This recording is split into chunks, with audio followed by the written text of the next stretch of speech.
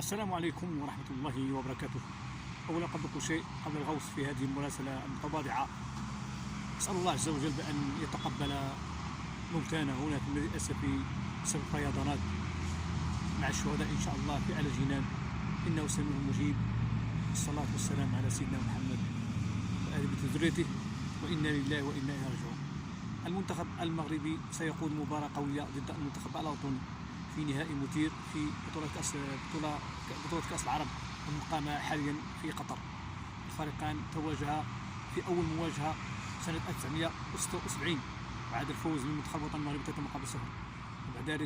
بعد ذلك تواجها في مباريات عدة، وكان أجملها وأكثر أهدافا هي التي كانت في بطولة كأس العرب التي أقيمت في السعودية 4 مقابل 0.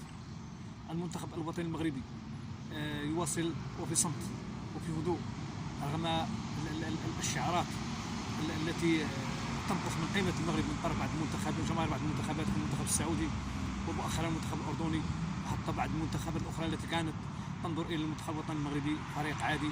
لكن هذا العملاق فاجأ الجميع، وكانوا بحق أسود للأطلس، استطاعوا أن يزأروا في الأراضي القطرية وفازوا على منتخبات من طينة المنتخب السعودي والسوري ومنتخب جزر القمر.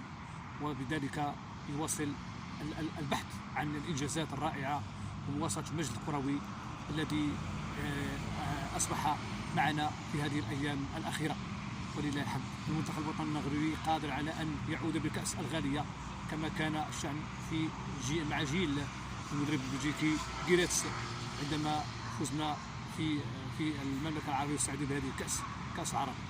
فحظ موفق للمنتخب الوطني المغربي في هذه المباراة النهائية إن شاء الله. لما لا؟ اللاعب عبد الرزاق حمد الله يسجل هدفا أو الهاتريك إن شاء الله، يسعد ولو قليلا الجماهير الأمثيوية التي ستتابع هذه المباراة كما تابعناها في المباراة ما قبل ذلك. رغم المعاناة والمأساة والفاجعة، تابعنا مباراة المغرب ضد المنتخب السوري، وفرحة كبيرة المنتخب الوطني المغربي خصوصا اللاعب عبد الرزاق حمد الله الذي كان نجما بلا يعني حقيقي في هذه المواجهة القوية. استطاع أن يمرر كرة من ذهب من اللاعب الهديوي وسجل هدفا من الطراز الرفيع.